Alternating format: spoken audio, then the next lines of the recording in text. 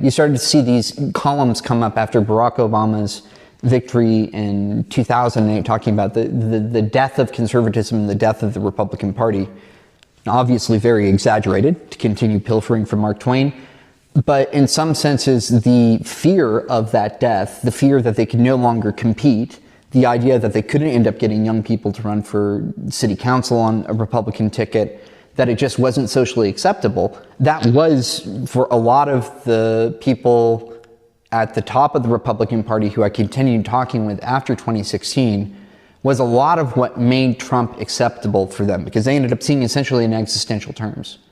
Either we go ahead and rig the system now for ourselves, or we're going to be wiped out. You can see where this ties into a lot of more racist theories around